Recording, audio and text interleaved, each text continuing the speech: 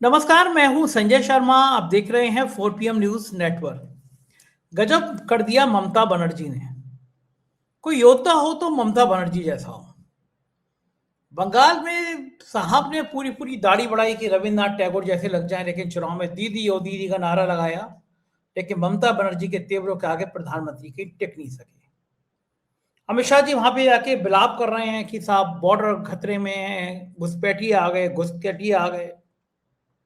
लोग मजाक उड़ा रहे हैं कि बॉर्डर तो केंद्र सरकार का काम होता है, कि बॉर्डर की भी सिक्योरिटी नहीं कर सके। तो ममता बनर्जी ने सुप्रीम कोर्ट सीधा पहुंच गई।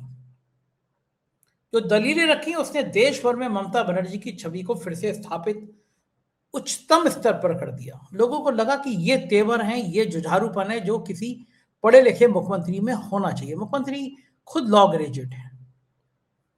ममता बनर्जी के इन तेवरों का विपक्ष के ऊपर कितना असर पड़ेगा, जनता में क्या संदेश आएगा, ये बात मैंने अभय द्विवेदी से की। तो मैंने पूछा, राहुल गांधी के एक एक शब्द पर बीजेपी जितना हिल रही है, क्या माना जाए कि राहुल गांधी ने सही जगह पे, नाजुक जगह पे चोट कर दी है? बेहतरीन बातचीत है। आपसे रिक्वेस्ट है 4 PM को सब्सक्राइब करिए, मेरी थोड़ी मदद करिए। नीचे ज्वाइन बटन है, अगर आप चैनल को ज्वाइन करेंगे, थोड़ी सी मेरी आर्थिक मदद करेंगे तो मैं आपका आभारी होऊंगा। चलते हैं अभय दुबे के पास। 4 PM न्यूज नेटवर्क में बहुत बहुत स्वागत है अभय दुबे जी आपका। मुझे आज तक ममता बनर्जी की वो तस्वीर याद है, एक बिल्कुल साधारण सी चप्पल पहनी हुई, सूती। अ, अभी भी साड़ी वो वैसी सस्ती वाली पहनती हैं, और माथे से खून टपक रहा था, पुलिस का लाठीचार्ज हुआ था, और उस खून को पोंछते हुए ममता बनर्जी भाषण दे रही थी। कम्युनिस्टों की सरकार, मतलब मुझे वो याद है अभी तक कि वहां के मुख्यमंत्री, उनके फोटो लोग मंदिरों में लगाया करते थे, इतना जलवा था। कोई सोच नहीं सकता था कि बंगाल में एक इतनी जमी जमाई सत्ता कोई उखाड़ सकता है। लेकिन ममता बनर्जी के तेवर, जुझारूपन, सत्ता से लड़ने की ताकत, इससे ममता बनर्जी को एक इतिहास के पन्नों में दर्ज कर दिया। मैं ममता बनर्जी की ज्यादा तारीफ इसलिए कर रहा हूँ कि वो 5 जनवरी को पैदा हुई हैं। वो गुरु गोविंद सिंह, ममता बनर्जी, कल्याण सिंह, ये सब लड़ाका किस्म के आदमी हैं जो योद्धा हैं। और मूलांक देखिए, सबका 5 जनवरी है, जैसे मेरा 5 जनवरी है। मैं इसलिए ज्यादा खुश हो रहा हूँ। लेकिन आज मैं बात कर रहा हूँ ममता बनर्जी की। सुप्रीम कोर्ट में ममता बनर्जी ने जो FIR के खिलाफ दलील रखी, मैं चेहरे देख रहा था जो वीडियो वायरल हुआ बाद में, सब भौचक्के थे। कोई मुख्यमंत्री इतने बढ़िया तरीके से खुद सुप्रीम कोर्ट में दलीलें रख सकता है? ममता बनर्जी ने आज वो कर दिखाया जिसकी किसी को उम्मीद नहीं थी। आखिर एक मुख्यमंत्री को खुद सुप्रीम कोर्ट में क्यों जाना पड़ा, क्यों ऐसी बहस करनी पड़ी? क्या लगता है आपको कि ममता बनर्जी इस हद तक मजबूर हो गई कि उनको लगा कि बंगाल में जो अराजकता का नाच हो रहा है, उससे निपटने की यही तरकीब है? उत्तर प्रदेश में खबर आई थी कि BLO लोगों की तकलीफ सुन रहे थे, हार्ट अटैक आया, मर गए, मेरे लोगों की मौत आई है। ममता बनर्जी तो कह रहे हैं कई दर्जन लोग मर चुके हैं FIR के चलते। आपका क्या मानना है कि ममता बनर्जी को यहां तक क्यों आना पड़ा? मजबूरी क्या थी? देखिए, थोड़ा सा इतिहास में जाएंगे, उससे बात समझ में आएगी कि ऐतिहासिक परिप्रेक्ष्य हमेशा वर्तमान के ऊपर रोशनी डालता है, तो वर्तमान को डिकोड करने में आसानी होती है। आपको याद होगा कि जब आजादी के आंदोलन अपनी आखिरी दौर में था, तो द्वितीय विश्व युद्ध के बाद अंग्रेज जो है वो आजाद हिंद फौज के सेनानियों के खिलाफ लाल किले में मुकदमा चला रहे थे। तो उन सेनानियों के पक्ष में कौन उतरा था? उन सेनानियों के पक्ष में जो वकील उतरे थे, उनमें सबसे आगे जवाहरलाल नेहरू, सफेद शेरवानी नहीं बल्कि अपना वकील का काला चोगा पहनकर चल रहे थे। जवाहरलाल नेहरू ने वो मुकदमा अन्य वकीलों के साथ में शहनवाज और ढिल्लन के पक्ष में, कर्नल ढिल्लन और शहनवाज के पक्ष में लड़ा था मुकदमा। इसी तरीके से जब सिटीजनशिप अमेंडमेंट एक्ट आया, तो तरुण गोगोई जो आसाम के मुख्यमंत्री थे, उन्होंने काला चोगा पहना और वो भी सुप्रीम कोर्ट में अपीयर हुए। तो जब जो नेता होते हैं, भले ही वो कानून पढ़े हुए हों, LLB हों, बैरिस्टर हों, LLM हों, लेकिन वो प्रैक्टिसिंग लॉयर नहीं होते, वो कोई वकालत का उन्हें अनुभव नहीं होता, क्योंकि वकालत का अनुभव तो वकालत करने से होता है, केवल डिग्री से नहीं होता है वकालत का अनुभव। लेकिन जब उनको लगता है कि ये एक संकट की घड़ी है और इस संकट की घड़ी में उनके पास जितने भी हथियार हैं, उन सारे हथियारों को उन्हें इस्तेमाल करना चाहिए। भाई ये कोई महारथी है, युद्ध लड़ रहा है, युद्ध में एक संगीन क्षण आता है, तब वो ये नहीं सोचता कि हम फलानी शक्ति बचा के रखें, ढिकानी शक्ति बचा के रखें। वो सारे तीर, सारे दांव, सारी शक्तियां, चाहे इनसे बिजली कड़के या पानी बरसे, उनसे सब सारे इस्तेमाल करता है, क्योंकि उसको उस संगीन क्षण का मुकाबला करना है और अपनी जीत, उसके खिलाफ जीत हासिल करनी है। ममता बनर्जी ये देख रही हैं कि इस वक्त भारत में जो लोकतंत्र है, उसके प्राण में माना जाता है कि चुनावी लोकतंत्र है, चुनाव प्रक्रिया उसके प्राण में है। वरना भारतीय लोकतंत्र में और क्या है? भारत में कितनी गरीबी है, कितनी बेरोजगारी है, कितनी महंगाई है, कितना धूल धक्कड़ है, कितनी अव्यवस्था है, कितना भ्रष्टाचार है, दिन रात पुल गिरते रहते हैं, पता नहीं क्या क्या, भ्रष्टाचार के खिलाफ राष्ट्रीय आंदोलन भी चल चुका है, पता नहीं क्या क्या भारत के अंदर है। लेकिन इस सब के बावजूद, इतनी कमियों के बावजूद, भारत के बारे में सारी दुनिया एक बात कहती थी कि यहाँ पे नियमित रूप से चुनाव होते हैं, कभी उसमें नागा नहीं होता और चुनाव निष्पक्ष और स्वतंत्र होते हैं। भारत के चुनाव आयोग की बहुत प्रतिष्ठा थी इस बारे में, इतनी प्रतिष्ठा थी कि दुनिया के दूसरे देशों में बुला बुला के उससे कहा जाता था कि आप हमें ट्रेनिंग दीजिए, चुनाव कैसे कराया जाता है बढ़िया तरीके से। दी भी भारत के चुनाव आयोग ने जाकर दुनिया के कई देशों में जहां नया नया लोकतंत्र था, वहां ट्रेनिंग भी दी, ले आ गया। तो सबसे ज्यादा दिलचस्प, अच्छी और अनुकरणीय बात अगर भारत के लोकतंत्र में थी, तो वो थी चुनाव प्रणाली। इसमें होता ये था कि जो भी चुनाव जीतता था, सब मानते थे कि थोड़ी मोटी इधर उधर गड़बड़ी सड़बड़ी हुई होगी, लेकिन मोटे तौर पर चुनाव जो है ना, ईमानदारी से हुआ है। इसलिए भले उसको 30% वोट मिले, 35% वोट मिले या 42% वोट मिले, सब लोग उसको मानते थे कि हमारा मुख्यमंत्री, हमारा प्रधानमंत्री, कोई भी हो। उसमें महान लोग भी प्रधानमंत्री बने, जवाहरलाल नेहरू भी प्रधानमंत्री बने और देवगौड़ा जैसे लोग भी प्रधानमंत्री बने जो एक क्षेत्रीय नेता थे। इंद्र कुमार गुजराल भी प्रधानमंत्री बने, जिनकी कोई जो एक मतलब कभी प्रधानमंत्री बनने से पहले एक ठीक है, बहुत नफीस किस्म की शख्सियत थी उनकी, लेकिन बाकी राजनीति में उनका कोई आधार वगैरह था नहीं। तो एक व्यक्ति मधुकोड़ा अकेले थे, वो मुख्यमंत्री बन गए झारखंड के, और पता नहीं क्या क्या, मतलब हर तरह के लोगों को बड़े पदों में पहुंचने का मौका मिला, लेकिन उनकी प्रतिष्ठा बाकायदा रही। उनकी प्रतिष्ठा का किसी ने चैलेंज नहीं किया, अरे तुम क्या हो, तुम कैसे चुन के आ गए, क्योंकि चुनाव के जरिए चुन के आए थे, चुनाव के जरिए चुन के आया, उसकी हैसियत अपने आप में बढ़ गई। ये भारत की चुनाव प्रणाली की विशेषता थी। भारत की चुनाव प्रणाली इस विशेषता से वंचित होनी तब शुरू हुई, संजय जी, जब भारतीय जनता पार्टी ने चुनाव आयोग के साथ में साजिश करके इस प्रणाली को कैप्चर करने की शुरुआत की।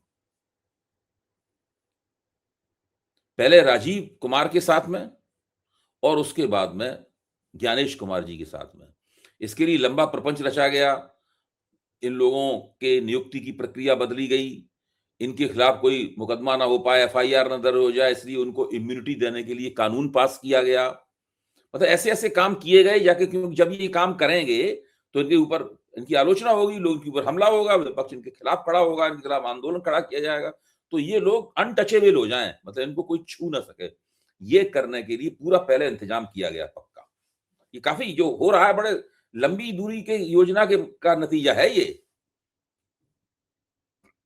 मैं तो मानता हूं कि ये 2-3 साल से सब प्लानिंग चल रही थी ये। और उसके बाद में फिर देखिए, फिर SIR, ये सब चीजें बाकायदा नियोजित थी, वरना इतने इस तरीके से नहीं होती जिस तरीके से हो रही हैं। ये एक लंबी दूरी से चलने वाली साजिश है, जिसके फलितार धीरे धीरे करके परत दर परत खुल के हम लोगों के सामने आ रहे हैं। ये कोई मामूली छोटी मोटी बात नहीं, छोटी मोटी घटना नहीं हो रही है इस देश में। बिहार में SIR हुई, तब भी हम उसको समझ नहीं पाए पूरा। मैं स्वीकार करता हूं कि मैं नहीं पूरी तरह समझ पाया उस SIR को। फिर जब वो सारे देश में होनी शुरू हुई, जो बंगाल में घटित हो रही है और कहीं हो रही, तब बात समझ में आ रही क्या है। अगर ममता बनर्जी ने बीएलओ चूंकि सरकारी कर्मचारी होते हैं तो ममता बनर्जी ने बीएलओ को नियंत्रित कर लिया और एक तरह से बीएलओ का आंदोलन चला दिया उन्होंने चुनाव आयोग के खिलाफ। तो चुनाव आयोग ने चालाकी से एक नई चीज ले आया चुनाव आयोग, उन्होंने बंगाल में माइक्रो ऑब्जर्वर्स नियुक्त कर दिए, जिनके खिलाफ आज ममता बनर्जी सुप्रीम कोर्ट में बोली। कलकत्ता वो बिहार में माइक्रो ऑब्जर्वर्स नहीं थे, यूपी की एसआईआर में भी माइक्रो ऑब्जर्वर नहीं है, तमिलनाडु की एसआईआर में भी माइक्रो ऑब्जर्वर नहीं है। बिहार में एक नई चीज प्रकट, पश्चिम बंगाल में एक नई चीज प्रकट हुई, माइक्रो ऑब्जर्वर। उन्होंने कहा ममता बनर्जी बहुत चालाक बनती है, ममता बनर्जी बहुत होशियार बनती है, इन्होंने बीएलओ कंट्रोल कर लिया, हम माइक्रो ऑब्जर्वर्स नियुक्त कर देंगे। अब वो माइक्रो ऑब्जर्वर जो है वो कमरों में बैठे हुए कंप्यूटर पे अपना खेल कर रहे हैं, फेरबदल कर रहे हैं मतदाता सूची में। ममता बनर्जी ने सुप्रीम कोर्ट में यह भी कहा कि साहब कोई किसी लड़की की शादी हो जाती है तो वो अपने पति का सरनेम, पति का उपनाम जो होता है जात सूचक उपनाम, वो अपना लेती है तो उसका नाम बदल जाता है। चुनाव आयोग कहता है ये मिसमैच हो गया, उस लड़की का नाम काट देता है वो शादीशुदा लड़की का। तो ममता बनर्जी का तर्क ये था कि एसआईआर नाम काटने के लिए है, नाम जोड़ने के लिए नहीं है। पहले ही बड़े पैमाने पर नाम काटती है, फिर उससे राहुल गांधी की भाषा का अगर इस्तेमाल करें, जो उसने अपनी मशहूर प्रेस कॉन्फ्रेंस में उन्होंने किया था, दूसरी प्रेस कॉन्फ्रेंस में, सेकंड प्रेस कॉन्फ्रेंस में किया था उन्होंने, और उसके बाद उससे स्पेस बनता है, एक खाली जगह बनती है, उससे उस खाली जगह में कुछ भी किया जा सकता है। उस खाली जगह में अपने लोगों को, एक फर्जी मतदाताओं को डाला जा सकता है, अपने मतदाताओं को डाला जा सकता है, जिनको गारंटी है कि उन्हीं के समर्थक हैं उनको डाला जा सकता है, कुछ भी किया जा सकता है उस खाली जगह में। क्योंकि जब तक मतदाता सूची में खाली जगह नहीं बनेगी तब तक आप खेल कैसे करेंगे। ये सब बातें आज ममता बनर्जी ने वहां कही। उन्होंने माइक्रो ऑब्जर्वर्स वाला सवाल उठाया, उन्होंने लड़कियों के जिनकी शादी हो गई है उनके नाम काटने का सवाल उठाया, ये सारे सवाल। और उन्होंने जो बेंच थी जिसकी अध्यक्षता मुख्य न्यायाधीश न्यायमूर्ति सूर्यकांत कर रहे थे, उनसे उन्होंने कहा कि इंसाफ मिल नहीं रहा है, इंसाफ रो रहा है, ये ममता बनर्जी ने कहा। तो ममता बनर्जी ने ये जो अपनी बात पेश की, इससे हुआ ये कि वो कुछ मुख्य न्यायाधीश भी सफाई देने की मुद्रा में आ गए। तो उन्होंने ममता बनर्जी कहा देखिए हम तो बड़ी मेहनत से सब पूरे लोगों के, बड़े बड़े मशहूर वकीलों की दलीलें सुन रहे हैं, हमने कपिल सिब्बल की भी दलीलें सुनी, फिर हमने ये आदेश दिए, वो तो बताया उन्होंने ममता बनर्जी को। ममता बनर्जी अपनी बात कहती रही, संक्षेप में ही उन्होंने अपनी बात कही। उनके साथ एक वरिष्ठ वकील थे, दीवान साहब, वो भी थे वहां पर, श्याम दीवान, वो भी थे जो उनका पक्ष रखने आए थे। ममता बनर्जी खुद अपना पक्ष रखना उचित समझा, श्याम दीवान भी थे उनकी मदद करने के लिए। तो ये सब जो हुआ, बाद में उन्होंने फिर मुख्य न्यायाधीश ने चुनाव आयोग को नोटिस दिया कि आप सोमवार तक अपना पक्ष पेश कीजिए। तो ममता बनर्जी के इस तरह आने से एक इफेक्ट पैदा हुआ जो नहीं हो सकता था अगर केवल उनका वकील ही वहां पे आता तो। और उस इफेक्ट से क्या हुआ पैदा, उस बंगाल की जनता का ध्यान हमेशा उनकी तरफ रहता ही है। बंगाल की सबसे बड़ी नेता है वो, ये तो बीजेपी वाले भी मानते हैं ना। ममता बनर्जी बड़ा नेता तो बंगाल में नहीं है कोई, एक कोने से दूसरे कोने तक ममता बनर्जी ही बंगाल की नेता है। बीजेपी के पास उनके पाए का कोई नेता नहीं है, किसी पार्टी के पास नहीं है उनके पाए का नेता बंगाल में। तो वो न केवल बंगाल का ध्यान उनकी तरफ गया बल्कि सारे देश का ध्यान उनकी तरफ गया। विपक्ष की पार्टियां हैं, उन सबने सबक सीखा कि लड़ाई ऐसे लड़ी जाती है। यानी जब आप महारथी होते हैं और युद्ध में लड़ रहे हैं और युद्ध संकट के क्षण में, संगीन क्षण में पहुंच चुका है, निर्णायक क्षण में पहुंच चुका है, उस वक्त आप ये थोड़ा ना करेंगे ब्रह्मास्त्र अपना हम छुपा कर रख लें, अगली बार इस्तेमाल करेंगे, अगली बार तो कभी आएगी नहीं। तो ममता बनर्जी सब कुछ कर रही हैं, वो सड़क पर उतर रही हैं, वो बंगाल में युद्ध कर रही हैं, वो अदालत में वकील बनकर पेश हो रही हैं, वो सब कुछ कर रही हैं वो। और यही कारण है, इतनी जबरदस्त उनके अंदर संघर्ष क्षमता है और वो लड़ती हैं, एक बार सोच लेती हैं। जैसे मेरे मित्र ने कहा कि खूब लड़ी मर्दानी वाली स्थिति है उनकी। तो ममता बनर्जी जो कर रही है वो बिल्कुल ऐतिहासिक है। और मुझे तो लगता नहीं कि भारतीय जनता पार्टी उनसे चुनाव जीत सकती है। ठीक बात है, लोकतंत्र का इतिहास जब लिखा जाएगा, आप चाहें तो लोकतंत्र का इतिहास लिखा वो जाएगा आगे है, तो ममता भाजपा बनर्जी। पीछे है, इसके और दूसरे कारणों पे भी हम लोग बात कर सकते हैं।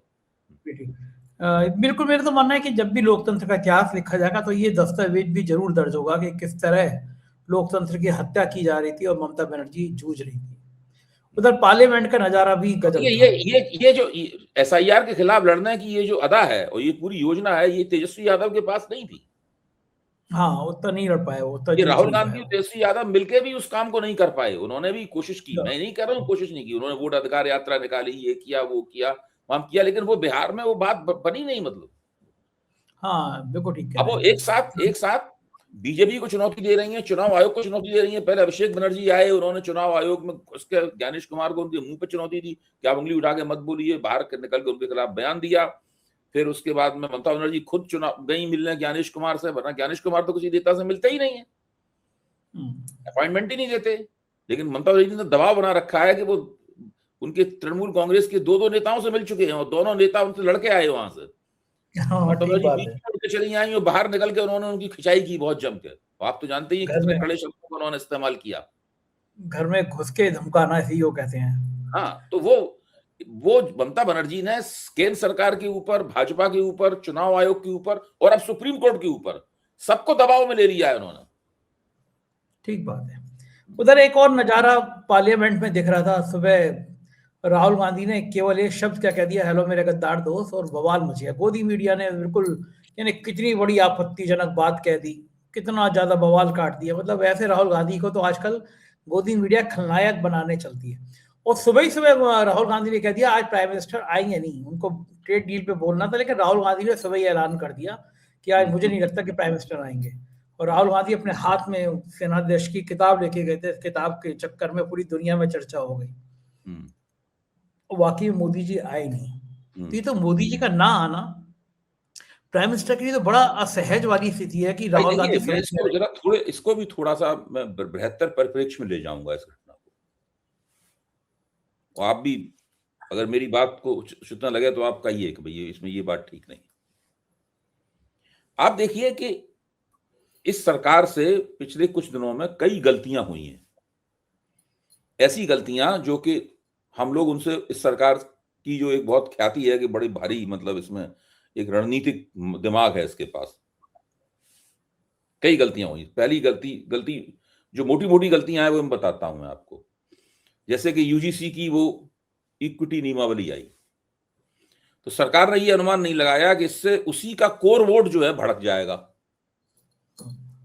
और मोदी जी को, जिसकी वो भक्ति करता था रोज, मतलब भजन कीर्तन करता था मोदी जी का, ढोल मजीरे बजाता रहता था मोदी जी की तारीफ में, वो उन्हीं को गालियां देने लगेगा और उनके कसमें खाने लगेगा, उसको वोट नहीं देंगे, उसके उनके चित्र का अपमान होगा, अमित शाह के धुर्रे उड़ा दिए और उन्हीं ब्राह्मण ठाकुरों, भूमिहारों, कायस्तों, इन सब में मिलकर। तो ये एक बहुत बड़ा मिसकैलकुलेशन, मतलब जो है ये बहुत मुगालते में रहकर उन्होंने काम किया। और अब स्थिति ये है कि अभी स्थिति खत्म नहीं हुई है। अभी ये मार्च में जब सुप्रीम कोर्ट फिर सुनेगा तो फिर उसमें कुछ भड़केगा मामला। भाई सुप्रीम कोर्ट कुछ तो करेगा ना, करना पड़ेगा सुप्रीम कोर्ट को। या तो वो इस नियमावली में संशोधन करेगा या कहेगा नहीं ठीक है नियमावली, तो उसमें कभी ये इधर वाले भड़केंगे या उधर वाले भड़केंगे। वैसे भी इस वक्त दलित और ओबीसी हैं, वो अपने आंदोलनकारी, शांतिपूर्वक आंदोलनकारी कार्रवाइयां चलाई नहीं, कोई बैठा थोड़ी ना, कोई, सब लोग किसी न किसी रूप में सक्रिय हैं। जो बैठ गए हैं वो भी सक्रिय होने के लिए कमर कस रहे हैं या सांस भर रहे हैं, एनर्जी इकट्ठी कर रहे हैं। ये स्थिति है। फिर उसके ऊपर आंदोलन भड़केगा मार्च में। तो भारत सरकार ने अपने लिए ये एक बहुत बड़ा पंगा बोल ले लिया है। जिन लोगों को अपने साथ जोड़ना चाहती थी वो भी आंदोलित हैं, जो उनके साथ जुड़े हुए थे वो भी आंदोलित हैं। ये स्थिति हो गई है। दूसरा, आप देखिए कि जब बजट पेश कर रही थी निर्मला सीतारमण, तो उन्होंने वो एसटीटी कम कर दिया, बढ़ा दिया एसटीटी, तो उससे पूरा स्टॉक एक्सचेंज 1500 अंक गिर गया, निफ्टी गिर गई बुरी तरीके से। ये भी सरकार नहीं चाहती थी कि ऐसा हो, लेकिन ये भी सरकार के कदम से हो गया। और फिर जब तेजस्वी सूर्या राहुल गांधी और कांग्रेस को आदतन गालियां दे रहे थे कि गद्दार हैं वगैरह, आदत है ना, कभी कड़े कभी ये बहुत आसान है, ये लोग कहीं भी खड़े होकर राहुल गांधी और नेहरू वंश और नेहरू परिवार और कांग्रेस को गरियाने लगते हैं। तो राहुल गांधी ने कहा हम बताते हैं तुम्हें देशभक्ति क्या है, और उन्होंने फिर वो पढ़ना शुरू किया। तो जब उन्होंने पढ़ना शुरू किया तब सबको लगा अरे ये तो कुछ गजब हुआ जा रहा है, बीजेपी वाले इसके लिए तैयार नहीं थे। फिर किसी तरीके से ये तर्क देकर कि इस किताब प्रकाशित नहीं हुई है, उन लोगों ने इस मामले को दबाया। तो मैं ये कहूंगा कि राहुल गांधी अगर पहले से थोड़ी तैयारी और करके आते, जिस तरह वो बाद में किताब लेके आए, तो किताब तो उस दिन भी ला सकते थे वो। अगर वो कहते थे किताब प्रकाशित नहीं हुई, रखी किताब सामने, हम तो इसमें से पढ़ेंगे। थल सेना अध्यक्ष की किताब है, रक्षा मंत्रालय ने इसकी किताब तो प्रकाशित हो चुकी थी, इसकी बिक्री रुकवा दी है किताब की उन्होंने। किताब तो बिक चुकी है उससे पहले, बिक्री को पहले काफी। बताओ किताब राहुल गांधी के पास कहां से आई दूसरे आज के दिन? किताब तो थी, अमेजोन पे बिक रही थी, बिक चुकी थी काफी, बाद में रुक गई बिक्री, पेंगुइन ने वापस ले ली किताब। हार्ड बाउंड उसका अगर किताब चलती रहती तो बाद में उसका पेपर बैक भी आता। दुनिया में बहुत तेरे लोग किताब पढ़ चुके हैं। फिर उस किताब का वो जो चीजें अंग्रेजी में थी और ज्यादातर जनता तक पहुंची नहीं थी, वो सब हिंदी में आ गई, तो वो भी सब जनता तक पहुंच गई। सरकार ने यहां भी अपना काफी नुकसान कर लिया। बहुत लोगों को पता लग गया कि ये जो रक्षा मंत्री और प्रधानमंत्री हैं, जब संकट का समय आएगा तो उनके हाथ पैर फूल जाते हैं, फिर ये निर्णय लेने से बचने की कोशिश करने लगते हैं, हिम्मत नहीं दिखाते ये लोग। इनकी असलियत जो है ना, वो निकल कर सामने आ गई। तो ये जो इस सरकार ने अपने नुकसान किए हैं बड़े। अब ये गोदी मीडिया में जो राहुल गांधी के खिलाफ नैरेटिव चलाया जाता है, इससे इस नुकसानों की भरपाई नहीं होने वाली है। आम जनता जो गोदी मीडिया में दिखाया जाता है, जो बातें कही जाती हैं, इनसे प्रभावित नहीं होती है। ये असल में भक्तों के मनोरंजन के लिए गोदी मीडिया रह गया है केवल। भक्त है ना, उनको बीच बीच में खुराक चाहिए, तो वो गोदी मतलब वो भजन की खुराक चाहिए, तो गोदी मीडिया इन अपने आकाओं के पक्ष में बोलता रहता है, इनके पक्ष में नैरेटिव चलाता रहता है, इससे भक्तों को खुराक मिलती रहती है। इसके अलावा गोदी मीडिया पर कोई विश्वास नहीं करता। अगर सारे लोग गोदी मीडिया पर विश्वास कर रहे हो तो हमारी आपकी बात सुनने कौन आता फिर? आप बताओ। ठीक बात है, बिल्कुल ठीक। हमारी आपकी बात सुनने क्यों आते हैं लोग? हम तो कोई बहुत रिपोर्टिंग में भी पैसा नहीं खर्च कर रहे, हमारे पास तो कोई लाजवाब शानदार स्टूडियो भी नहीं है जिसमें पीछे एक वो चल रही है और ये सब हो रहा है। कहाँ हम लोगों के पास, हम तो बिल्कुल शू स्ट्रिंग बजट में है, हम तो बिल्कुल दरिद्र वाली स्थिति में है। हमने तो एक छोटा सा प्लेटफॉर्म बना रखा है, उसमें बैठे हुए हम तो अपनी ख्याल गोई कर रहे हैं, हम और आप मिलकर, और क्या कर रहे हैं? सही बात है। हमारे पास तो टेलीप्रॉम्प्टर भी नहीं है, कुछ नहीं है। हमारे पास तो 10 पैसे की लाइटें लगा रखी हैं हमने, हम अपने बोल रहे हैं। और क्यों हमारी बात सुनने के लिए आता आदमी? इसीलिए आता क्यों गोदी मीडिया पे से लोगों का भरोसा उठ गया है। तो ये सरकार लगातार धीरे धीरे जो है ना, वो हर कदम पे पराजित हो रही है। अब वो पराजय जो है वो कब उसकी हार में बदलेगी, इसकी कोई भविष्यवाणी नहीं की जा सकती। लेकिन मुझे लगता है कि जिस रास्ते सरकार जा रही है, वो सरकार को पतन के गर्त की तरफ ले जाता है। इस बात यकीन है। कोई मेरे पास ऐसा बैरोमीटर नहीं है उसको मैं लगा के एकदम बता दूं ये ऐसा हो गया है, लेकिन बाकी तो जो हो रहा है हमारे सामने। बदले में भारतीय जनता पार्टी के प्रिय सांसद भी बोफोर्स की किताब ले आए। अब आप सोचिए, लोगों ने बोफोर्स एक स्कैंडल था, भ्रष्टाचार का स्कैंडल था, उसमें किकबैक खाया हुआ था, उसमें राहुल गांधी के पिताजी की सरकार फंसी हुई थी। हम तो तब पत्रकारिता करते थे बोफोर्स के जमाने में, हमें सबने सब अपनी आंख से देखा है। उसी की वजह से, उस स्कैंडल की वजह से बदनामी हुई थी, उसी की वजह से राजीव गांधी अपना विशालकाय बहुमत खो गए और विश्वनाथ प्रताप सिंह को प्रधानमंत्री बनने का मौका मिला। लेकिन इसका मतलब यह है कि वो मानते हैं निशिकांत दुबे या भाजपा वाले कि राहुल गांधी जो किताब दिखा रहे थे उसमें भी एक स्कैंडल था, इसीलिए वो स्कैंडल था। इस स्कैंडल से टक्कर थी। उस स्कैंडल में राजीव गांधी फंसे हुए तो उस स्कैंडल में मोदी जी फंसे हुए हैं। बहुत दुखी कर दिया। चीन का नाम और खास बात यह है कि दोनों ही रक्षा संबंधी मसले थे। एक में स्वीडन की हॉविट्जर तोप खरीदने का मसला था, इसमें चीन के टैंक बढ़े चले आ रहे थे, उसको रोकने के लिए आदेश नहीं दिया इन लोगों ने, उसका मसला। ठीक बात है, दोनों एक जैसे थे। लेकिन ये पूरी रौनक जो है गोदी मीडिया की, राहुल गांधी ये साबित कर रही है कि राहुल गांधी से डरी हुई तो है सरकार। कुछ भी बोलते हैं और फिर विवाद शुरू हो जाता है, कहीं ना कहीं डर तो है। विचलित है, मामला सब हिला हुआ है इनका।